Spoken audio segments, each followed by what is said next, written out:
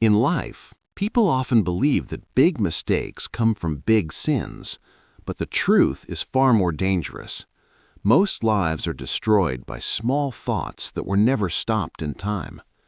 A single idea born quietly in the mind can grow into a storm that washes away years of honesty. This is a story about such a moment, a story about patience, temptation, and how one choice can silently decide a person's entire future.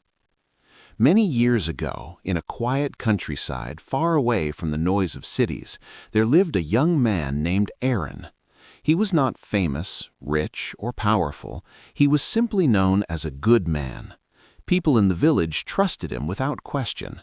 If someone lost something, they would ask Aaron. If a promise had to be kept, they would call Aaron. He lived alone in a small rented room at the edge of the village, earning just enough to survive. Aaron's life had never been easy. His parents had died when he was young, leaving him with no inheritance and no guidance except the values they taught him. Never lie, never steal, and never harm another person for your own benefit. These values became his identity. Even when hunger sat beside him at night, he chose honesty over shortcuts. Every morning, Aaron woke before sunrise. He washed his face with cold water, ate a small piece of bread if he had one, and walked from house to house asking if anyone needed work done. Some days he carried wood, some days he fixed the broken fences, and some days he returned home with nothing but tired feet and an empty stomach. Still, he never complained. He believed that patience would one day reward him. One evening, after a long day of rejection, Aaron was walking back home along a dusty road that cut through fields and trees. The sky was painted orange and purple as the sun slowly disappeared. His shoulders were heavy, not from labor, but from disappointment. He wondered how long he could continue like this, living day to day with no progress, no future in sight. As he walked, he heard a voice behind him. "Son, can you spare a moment?" Aaron turned around and saw an elderly man standing near the road. The man looked weak but dignified, dressed in simple clothes, with deep lines on his face that spoke of a long life. Beside him were two large wooden chests and a thick cloth bag. "Yes, sir," Aaron replied respectfully. "How can I help?" The old man smiled gently. "I am traveling to the next town. My strength is no longer what it used to be. I can manage one chest, but I cannot carry everything. If you help me reach the old stone bridge ahead, I will reward you." Aaron hesitated only for a moment. "Of course, I don't need a reward. I will help you." The old man looked into Aaron's eyes for a long second, as if trying to see something deeper. "Still, I insist," he said calmly. Aaron lifted one of the chests. It was extremely heavy. His arms trembled slightly, but he said nothing. They began walking together, slowly. As they walked, the old man spoke little, but his eyes carefully observed Aaron. Aaron noticed this, but ignored it. His focus was on doing what was right. After some distance, they reached a narrow river. The water was moving fast, and the stones beneath were slippery. Without being asked, Aaron stepped into the water and crossed with the chest. When he looked back, the old man stood still. "I cannot cross like this. My legs are weak. Can you take the second chest as well?" Aaron nodded and returned. When he lifted the second chest, it felt even heavier than the first. The old man said softly, "This one contains silver items from my travels." Aaron did not respond. He crossed the river again, placing both chests safely on the other side. They continued until they reached a steep path leading uphill. The sun was nearly gone now, and shadows stretched long across the land. The old man stopped again. "I cannot climb this path with the remaining bag. It contains valuables, gold." This time he looked directly at Aaron. "If I give this to you, will you wait for me?"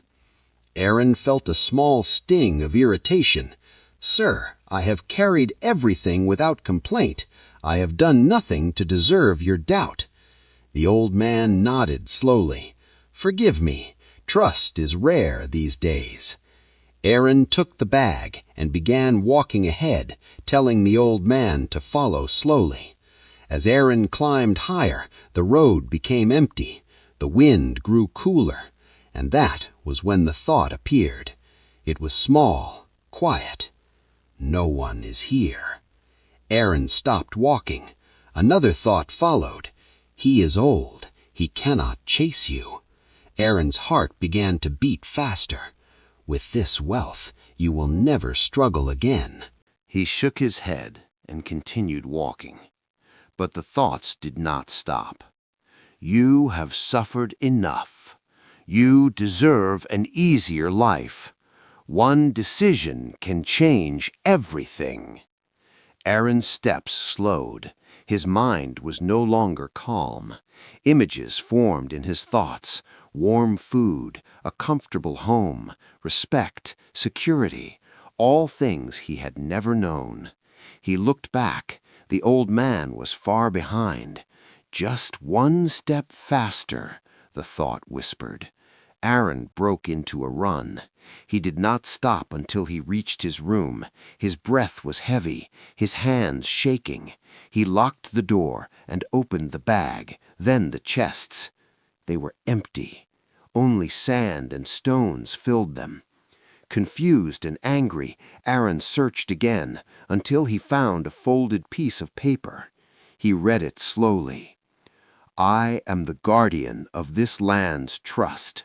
I have spent my life searching for a soul strong enough to carry wealth without losing themselves. Today, you walked far with honesty, but you ran with greed. Had you waited, these containers would have been filled tomorrow, and so would your future." Aaron collapsed to the floor. For the first time in his life, he understood the true weight of a thought. He had not stolen out of desperation. He had stolen because he allowed one idea to grow unchecked. That night, Aaron did not sleep. Days passed. The story spread quietly. No one accused him, but Aaron accused himself. He returned to work, poorer than before, but wiser. Years later, people still remembered Aaron as a good man, but Aaron remembered himself as the man who almost became something greater and lost it to a single thought he failed to control. And that is the truth of life. Our future is not destroyed by one action, but the thought we allow before it. If you control your thoughts, you control your destiny. If you don't, even honesty can fall. This story teaches us that our thoughts shape our destiny. A person may live honestly for years, but one moment of unchecked greed or temptation can destroy everything. True character is not proven by good intentions alone, but by the ability to control the mind when temptation appears. If we protect our thoughts, we protect our future, because every action begins in the mind, and one wrong thought can cost us the greatest opportunity of our life.